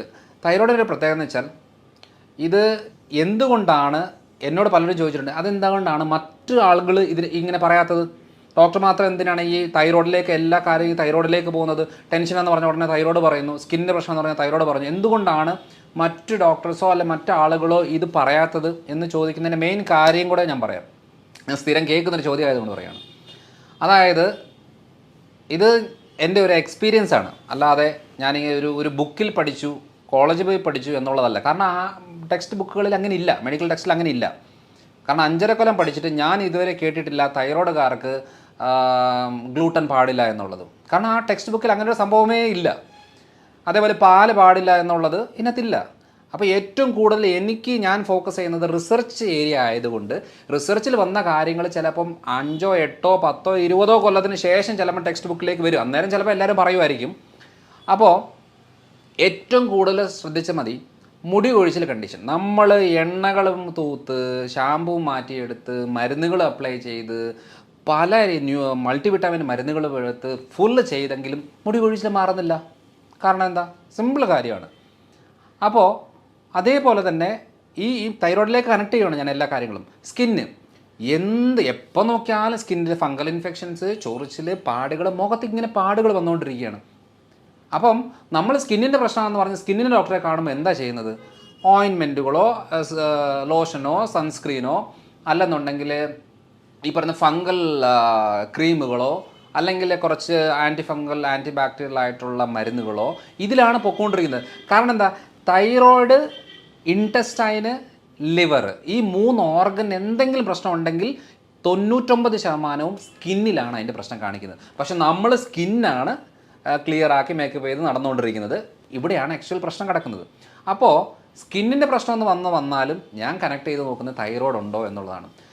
കുട്ടികളുണ്ടാവുന്നില്ല, കൺസീവ് ആവുന്നു, എബോഷനായി പോകുന്നു, തൈറോയ്ഡാണ്, കണ്ണടച്ച് പറയും തൈറോയ്ഡാണ്. പക്ഷേ നമ്മളെന്ത് ചെയ്യും? IVF എടുത്ത് 2 പ്രാവശ്യം 3 പ്രാവശ്യം 5 പ്രാവശ്യമൊക്കെ എടുത്ത് വെറുതെ അബോഷനായി പോകുന്ന കണ്ടീഷൻ ആവശ്യം പോലുണ്ട്. എന്നാലും നോർമൽ തൈറോയ്ഡ് മാത്രം ചെക്ക് ചെയ്തിട്ട് പറയും നമുക്ക് തൈറോയ്ഡ് ഇല്ല എന്നുള്ളത്. പക്ഷേ തൈറോയ്ഡിലെന്ന് പറയുന്നത് എത്ര 10ലധികം രോഗാവസ്ഥകൾ തൈറോയ്ഡിലുണ്ട്. പക്ഷേ ആകെ ചെക്ക് ചെയ്യുന്നത് ഹൈപ്പോ ആണോ ഹൈപ്പർ ആണോ എന്ന് വെച്ചാൽ ബ്ലഡ് ടെസ്റ്റ് ചെയ്യുന്നത് മരുന്ന് ഈ ഹൈപ്പർ കണ്ടീഷന് മാത്രമേ മരുന്നുള്ളൂ. ഹൈപ്പറിന് മരുന്ന് എടുത്തിട്ടും കാര്യമില്ല, കാരണം ഒന്ന് പിടിച്ച് നിൽക്കാനല്ലാതെ വേറൊരു ഉപയോഗമില്ല. ഹൈപ്പോയ്ക്ക് നമ്മൾ ഈ തൈറോയ്ഡ് അത് ഇതൊക്കെ ആയിട്ട് നമ്മൾ എടുക്കുന്നത്. അപ്പോൾ ഈ ഒരു കാര്യത്തെ അതുകൊണ്ടാണ് പലരും പറയുന്നത് എൻ്റെ TSH നോർമലാണ്, അതുകൊണ്ട് എനിക്ക് തൈറോയ്ഡ് ഇല്ല. അതിൻ്റെ അർത്ഥം തൈറോയ്ഡ് ഇല്ല എന്നല്ല, നിങ്ങളുടെ തൈറോയ്ഡ് പ്രശ്നങ്ങളിലെ ഹൈപ്പോ തൈറോയിഡിസം എന്ന് പറയുന്നൊരു കണ്ടീഷൻ ഇല്ല എന്ന് മാത്രമേ ഉള്ളൂ. അപ്പോൾ ആർക്കെങ്കിലും റിപ്പീറ്റഡ് ആയിട്ടുള്ള അബോർഷൻസ് നടക്കുന്നു, കുട്ടികൾ ഉണ്ടാവാത്ത കണ്ടീഷൻ വരുന്നു, ആദ്യത്തെ കുട്ടികളുണ്ടായിട്ട് പിന്നെ ഉണ്ടാകാതെ കുറേ ഗ്യാപ്പ് വരുന്നു, അല്ലെങ്കിൽ സ്കിൻ ഇൻഫെക്ഷൻ വരുന്നു, താരൻ മുടികൊഴിച്ചിൽ കൂടുന്നു, വെറുതെ ഇരുന്നാലും ടെൻഷൻ അടിക്കുന്ന സ്വഭാവത്തിലേക്ക് വരുന്നു, ശരീരമാണെങ്കിൽ എന്തെങ്കിലും ചെയ്താലും ശരീരം നീര് നിറയുന്നു, എവിടെ പിടിച്ചാലും വേദനകൾ ഉണ്ടാകുന്നു, ജോയിൻസിന് വേദന, മസിൽസിന് വേദന, കുറച്ച് കാര്യങ്ങൾ എന്തെങ്കിലും ചെയ്തു കഴിഞ്ഞാൽ ശരീരം മടുക്കുകയാണ്, മടിയാണ്, ഒരു കാര്യത്തിലേക്ക് പോകാനോ ചെയ്യാനോ തോന്നാത്തൊരവസ്ഥ വരികയാണ്. ഇങ്ങനെയൊക്കെ വരുമ്പോൾ നമ്മൾ ആദ്യം ആലോചിക്കുന്നത് എന്താണെന്ന് വെച്ചാൽ തൈറോയ്ഡ് ഗ്ലാൻഡ് പ്രവർത്തിക്കുന്നില്ല പ്രോപ്പറായിട്ട്. ചിലപ്പോൾ ബ്ലഡ് ടെസ്റ്റ് ചെയ്ത TSH നോർമൽ ആയിരിക്കും. അപ്പോൾ നമ്മൾ പറയും കുഴപ്പമൊന്നുമില്ല, തൈറോയിഡിന് കുഴപ്പമില്ല. പക്ഷെ നമ്മൾ സ്കാൻ ചെയ്ത് ആരും നോക്കുന്നില്ലല്ലോ. ഇപ്പോൾ ഞാനിപ്പോൾ ഒരു 3-4 കൊല്ലമായിട്ട് ഇപ്പോൾ ഒരു ദിവസം നമുക്കൊരു 200-250 പേഷ്യൻസ് ഒരു ദിവസം വരുമ്പോൾ, അതേപോലെ 200 പേഷ്യൻസ് എടുക്കാം, നമുക്കൊരു എവറേജ് 10 ദിവസം ആകുമ്പോഴത്തേന് ഒരു 2000 പേര്, 30 ദിവസം ആകുമ്പോഴത്തേന് 6000 പേര്, 10 മാസം ആകുമ്പോഴത്തേന് 60000 പേര്, ഒരു കൊല്ലം ഒരു 75000 പേര് മിനിമം നമ്മൾ കൺസൾട്ട് ചെയ്യുന്നുണ്ട്.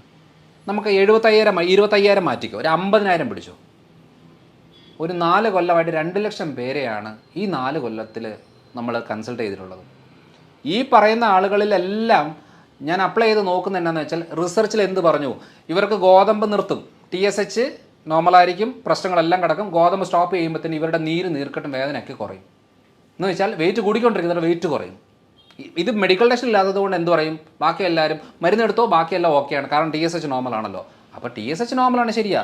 പക്ഷേ ഡോക്ടറെ, ഞാൻ കുറേ കാലങ്ങളായിട്ട് ഈ തൈറോയിഡിന് മരുന്ന് കഴിക്കുന്നു, എൻ്റെ മുടി കൊഴിച്ചിലും മാറുന്നില്ല, വെയിറ്റ് കൂടി വരുന്നു, മുഴകളുണ്ടാകുന്നു, ടെൻഷൻ വരുന്നു, ക്ഷീണം വരുന്നു, വേദനകളുണ്ടാകുന്നു, ഇതെല്ലാം ഉണ്ട്.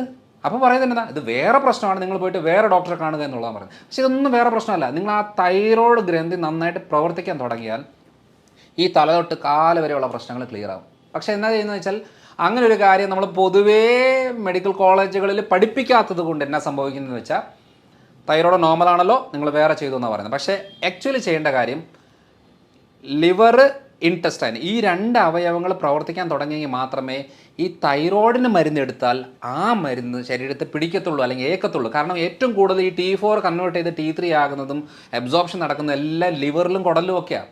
നമ്മൾ മരുന്നെടുക്കുന്നതിന് ബ്ലഡിൽ ഓക്കെ ആണെന്ന് പറഞ്ഞാൽ ഓക്കെ അല്ല.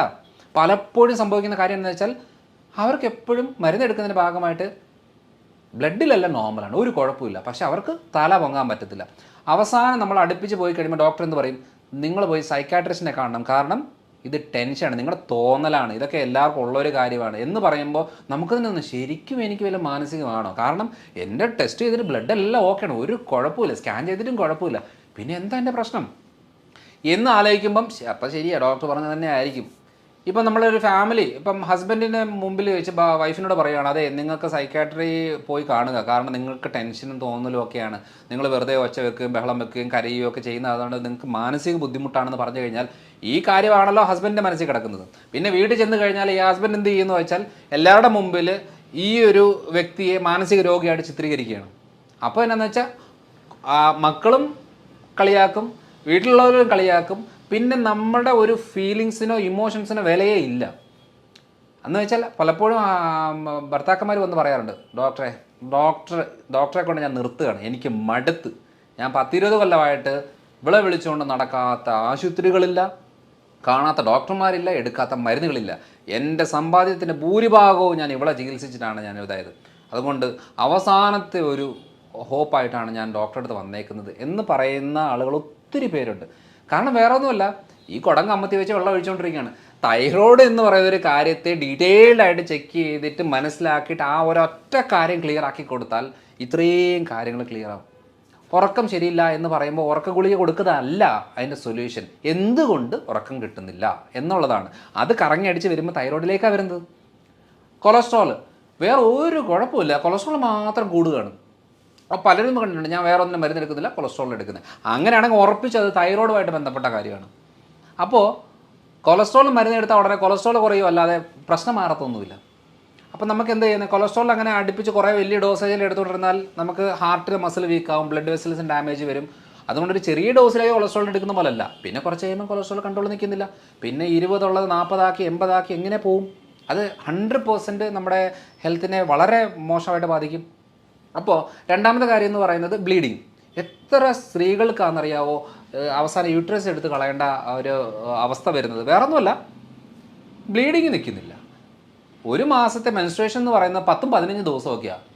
ഒന്ന് കഴിഞ്ഞ ഉടനെ 10 ദിവസം കൊണ്ട് വീണ്ടും മെൻസ്ട്രേഷൻ തുടങ്ങുകയാണ്, ഈ മുഴകളുണ്ടാകുകയാണ്. അപ്പോൾ ഈ പറയുന്ന ബ്ലീഡിങ് നിൽക്കാനും മെൻസ്ട്രേഷൻ നോർമലാകാനും വേണ്ടി മരുന്ന് കഴിച്ചാൽ ആ പ്രശ്നം മാറില്ല. കാരണം അതിങ്ങനെ ആയുഷ്കാലം മുഴുവനും കിടക്കും. തൈറോയ്ഡ് കൺട്രോൾ ആയാൽ ഈ പ്രശ്നം മാറും. ഇതൊക്കെ നമ്മൾ ഈ സ്ഥിരം ചെയ്ത് വന്നപ്പോൾ മനസ്സിലായ ഒരു കാര്യമാണ്.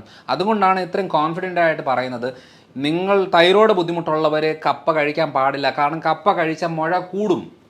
അപ്പം നമ്മൾക്ക് മുഴയുണ്ടോ ഇല്ലെന്നേ എനിക്ക് കുഴപ്പമൊന്നുമില്ലെന്ന് പറയുന്നതിന് മുമ്പ് തൈറോയിഡിൻ്റെ സ്കാൻ ചെയ്ത് നോക്കണം. നമ്മുടെ അടുത്ത് തന്നെ ഞാനിപ്പോൾ ഇത്രയും കൊല്ലങ്ങളായിട്ട് ചെയ്തതിനകത്ത് മനസ്സിലായ കാര്യം എന്ന് വെച്ചാൽ, ഞാനൊരു എൻഡോക്രൈനോളജിസ്റ്റ് അല്ല, ഞാനൊരു ലൈഫ് സ്റ്റൈൽ ഫിസിഷ്യനാണ്. പക്ഷേ കണക്ട് ചെയ്ത് പോകുമ്പം തൈറോയിഡിലേക്ക് വന്നിട്ട് എത്ര പേരുടെ തൈറോയ്ഡ് ക്യാൻസർ എന്നറിയോ കണ്ടുപിടിച്ചത്? അവർക്ക് അറിയത്ത് പോലുമില്ല. അപ്പോൾ പലരും ചോദിക്കണം എനിക്ക് മുഴയോ? അപ്പോൾ പറയുന്നത് ഇതൊക്കെ ഗ്രേഡ് ഒത്തിരി 10-15 കൊല്ലമായിട്ടുള്ള മുഴകളാണ്. അപ്പം നമ്മൾ സ്കാൻ ചെയ്യുമ്പോഴാണ് അയ്യോ ഇത്രയും കാലമായിട്ട് എനിക്ക് മുഴയുണ്ടായിരുന്നോ എന്നുള്ളതാണ്, ഷോക്കായിട്ടിരിക്കുകയാണ്. പല സാഹചര്യങ്ങളിലും പല കാര്യത്തിന് വേണ്ടി വരുന്നവരുടെ ഞാൻ ഭൂരിഭാഗം ആളുകൾക്കും വയറിൻ്റെ അബ്ഡോമിനൽ സ്കാനും തൈറോയ്ഡ് സ്കാനും ഇടും. അവരിഷ്ടമുള്ള സ്ഥലത്ത് പോയിട്ട് ചെക്ക് ചെയ്യുക എന്നുള്ളതാണ് പറയുന്നത്. അല്ലാതെ നമ്മുടെ അടുത്ത് വന്ന് ചെക്ക് ചെയ്ത് പുതിയ രോഗം കണ്ടുപിടിച്ച് അങ്ങനെ പരിപാടിയൊന്നുമില്ല. സ്കാൻ ചെയ്ത് വരുന്ന സമയത്താണ് നമുക്ക് കിട്ടുന്നത്. പലപ്പോഴും പല ആളുകളും ചെയ്യുന്നത് എന്തെന്നറിയോ, ബ്ലഡ് ടെസ്റ്റ് ചെയ്തിട്ട് കുഴപ്പമില്ല നോർമലാന്ന് പറഞ്ഞിരിക്കും, എനിക്ക് ഷുഗർ ഇല്ല, കൊളസ്ട്രോൾ ഇല്ല, തൈറോയ്ഡ് ഇല്ല, യൂറിക് ആസിഡ് ഇല്ല, ഒരു പ്രശ്നവുമില്ല, ഞാൻ ഓക്കെയാണ്.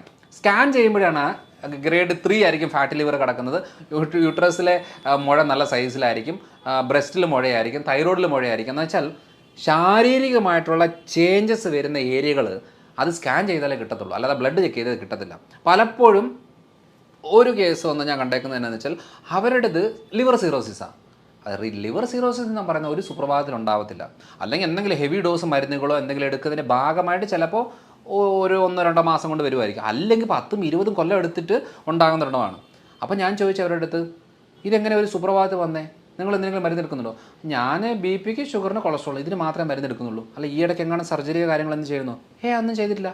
പിന്നെ ഇതെങ്ങനെ ഉണ്ടാകുന്നത്?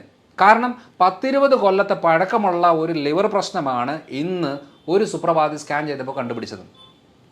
അപ്പോൾ ഞാൻ ചോദിച്ചു നിങ്ങൾ ലിവറൊക്കെ ചെക്ക് ചെയ്യാറില്ലായിരുന്നോ? എല്ലാ 3 മാസം കൂടുമ്പം ഞാൻ ചെക്ക് ചെയ്യാറുണ്ട്. അപ്പം ലിവർ ഫംഗ്ഷൻ എല്ലാം നോർമലാണ്. അതായത് SGPT, SGOT, ബിലിറൂബിൻ കാര്യങ്ങൾ, കൊളസ്ട്രോൾ എല്ലാം നോർമലാണ്. അപ്പം മനസ്സിലാക്കേണ്ട ഒരു കാര്യം എന്ന് വെച്ചാൽ, അപ്പം നിങ്ങൾ സ്കാൻ ഒന്നും ചെയ്തില്ലേ? സ്കാൻ ചെയ്തില്ല. എല്ലാ 3 മാസം കൂടുമ്പം ഞങ്ങളുടെ റെഗുലർ ചെക്കപ്പിൻ്റെ ഭാഗമായിട്ട് ബ്ലഡ് ടെസ്റ്റ് ചെയ്ത് കൊണ്ടുപോയിരുന്നു. അപ്പോൾ ഒരു കാര്യം മനസ്സിലാക്കണം, ബ്ലഡിൽ നോർമലാണെന്ന് പറഞ്ഞിട്ട് ഒരു കാര്യമില്ല. സ്കാൻ ചെയ്യുമ്പോഴാണ് അതിന് ഗ്രേഡുകൾ, ഗ്രേഡ് 1, ഗ്രേഡ് 2, ഗ്രേഡ് 3 കഴിഞ്ഞ് പിന്നെ ഫൈബ്രോസിസിലേക്ക് കയറി, സീറോസിസിൻ്റെ അതിൻ്റെയൊക്കെ സ്റ്റേജുകളുണ്ട്. ഇതെല്ലാം കഴിഞ്ഞ് അവസാനത്തേക്കാണ് സീറോസിസ് എന്ന് പറഞ്ഞ സ്റ്റേജ്. സീറോസിസ് വന്നു എന്ന് പറഞ്ഞ ഉടനെ എല്ലാം തീർന്നു എന്നല്ല, അതിനും ഗ്രേഡുണ്ട്. അടുത്ത ഗ്രേഡിലേക്ക് പോകാതിരുന്ന ആ പ്രശ്നം ഒക്കെയാണ്. അപ്പോൾ ഇതൊന്നും നമ്മൾ നോക്കാതെ പോകുമ്പോഴാണ് പ്രശ്നം. കാരണം നമ്മളിപ്പോൾ ആയുർദൈർഘ്യം കൂടുമല്ലേ, ആയുർദൈർഘ്യം കൂടുമ്പം ഓട്ടോമാറ്റിക്കായിട്ട് ഇങ്ങനത്തെ ബുദ്ധിമുട്ടുകളൊക്കെ വരും. അതുകൊണ്ട് ഞാൻ ചികിത്സിക്കുന്ന മേഖല എന്ന് പറയുന്നത് ജീവിതശൈലി രോഗങ്ങളുമായിട്ട് ബന്ധപ്പെട്ടതാണ്. ആ ജീവിതശൈലി രോഗങ്ങളിൽ ഏറ്റവും കോമൺ ആയിട്ട് കിടക്കുന്ന ഒരു കാര്യമാണ് പ്രമേഹം. പക്ഷേ ആ പ്രമേഹത്തിനെക്കാട്ടിലും കോമൺ ആളുകൾക്ക് ഞാൻ ഒരു 100 പേരെ ചികിത്സിച്ച 80 പേരുടെ പ്രശ്നവും അവർക്കറിയാത്ത കാര്യമായിരിക്കും. അത് കണക്ട് ചെയ്ത് വരുമ്പം തൈറോയിഡിലേക്കാണ് വരുന്നത്.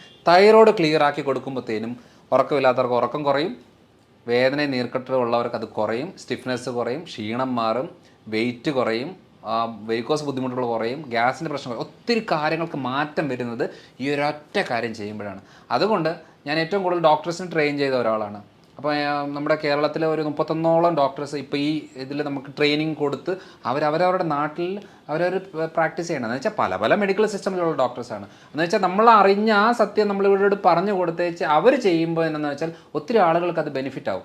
ആയുർവേദ, ഹോമിയോ, ഇംഗ്ലീഷോ എന്ത് മരുന്ന് വേണമെങ്കിലും എടുത്തോട്ടെ, മെച്ചം കിട്ടണോ, റിസൾട്ട് കിട്ടണോ, ആ റൂട്ട് കോസ് മനസ്സിലാക്കി അവർക്ക് വേണ്ടുന്ന ഭക്ഷണക്രമങ്ങളും അവരുടെ ജീവിതശൈലിയിലും മാറ്റം വരുത്തിയെങ്കിൽ മാത്രമേ മെച്ചം കിട്ടുള്ളൂ. അല്ലെങ്കിൽ ചുമ്മാ മരുന്നും കഴിച്ച് നമുക്ക് അവകാശപ്പെടാം ആ ആശുപത്രി പോയി ഈ ഡോക്ടറെ കൊണ്ടെന്നുള്ള അവകാശപ്പെടാമെന്നല്ലാതെ ഒരു മെച്ചം കിട്ടുന്നില്ല. അതുകൊണ്ട് കണക്ട് ചെയ്ത് നോക്കുമ്പോൾ തൈറോയിഡാണ്. എൻ്റെ ഒരു നിഗമനം ഒരു 5 കൊല്ലം കൊണ്ട് ഒരു 70% ആളുകളുടെയും പ്രശ്നം തൈറോയിഡിലേക്കാണ് വരുന്നത്. കാരണം അപ്പനും അമ്മയ്ക്ക് തൈറോയിഡ് ഉണ്ടോ മക്കൾക്ക് ഉറപ്പാണ്, പക്ഷേ ടെസ്റ്റ് ചെയ്തൊന്നും ആദ്യം കിട്ടത്തില്ല.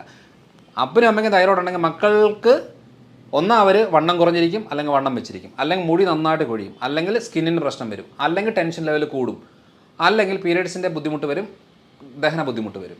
ഇത്രയും കാര്യങ്ങളിൽ അലർജി, ഇത്രയും കാര്യങ്ങളിൽ എന്തെങ്കിലും ഉണ്ടോ അപ്പനും അമ്മയ്ക്കും തൈറോയിഡ് ഉണ്ടോ മക്കളുടെ തൈറോയിഡ് ഉറപ്പിക്കാം. വെറുതെ ഈ പ്രശ്നങ്ങളൊക്കെ പറഞ്ഞു വെച്ചാൽ അതിന് ചികിത്സ എഴുന്നോണ്ടിരുന്ന ഒരിക്കലും മാറത്തില്ല. കാരണം ഇന്നലെ ഞാനൊരു കൺസൾട്ട് ചെയ്ത കണ്ടീഷൻ 19 വയസ്സുള്ള പെങ്കൊച്ചാണ്.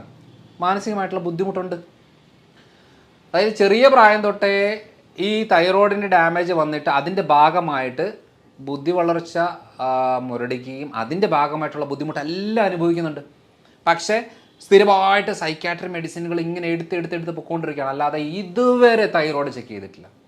അപ്പോൾ നമ്മൾ ആലോചിക്കേണ്ട കാര്യം എന്ന് വെച്ചാൽ ആരെങ്കിലും സ്വഭാവപരമായിട്ടുള്ള മാറ്റങ്ങൾ കാണിക്കുന്നുണ്ടോ എന്ന് വെച്ചാൽ ആരിശം, ഇറിറ്റേഷന്, വെറുതെ കരയുക, വെറുതെ ഒച്ച വെക്കുക, കുറച്ച് നേരം ബഹളം വെച്ചേച്ച് കുറച്ച് കഴിയുമ്പോഴത്തേനും ഞാൻ എന്തിനാ എങ്ങനെ ചെയ്തെന്നുള്ളത് പശ്ചാത്തപിക്കുക.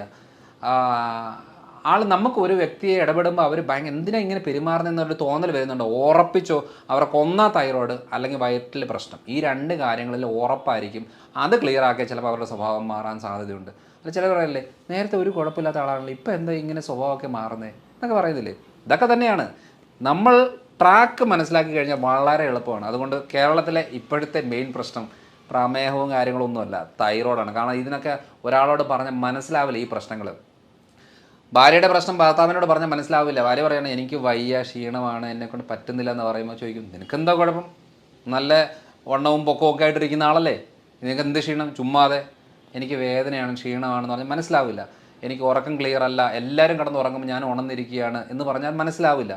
ഇതൊരു ഡോക്ടറോട് പറഞ്ഞാലും മനസ്സിലാവില്ല. കാരണം ഡോക്ടർക്ക് കുറച്ച് കഴിയുമ്പോഴത്തേനും നമ്മളെ സൈക്കാട്രി പേഷ്യൻ്റാക്കി മാറ്റി അതിലേക്ക് ആങ്സൈറ്റി ആണെന്ന് പറഞ്ഞ് മരുന്നെടുപ്പിക്കുന്ന രീതിയിലേക്കാണ് പോയിക്കൊണ്ടിരിക്കുന്നത്. അതുകൊണ്ട് ഒരാളോട് പറഞ്ഞാൽ മനസ്സിലാക്കാൻ പറ്റാത്ത ബുദ്ധിമുട്ടുകളാണെങ്കിൽ തൈറോയിഡിലേക്ക് നമുക്ക് ഉറപ്പിക്കാം.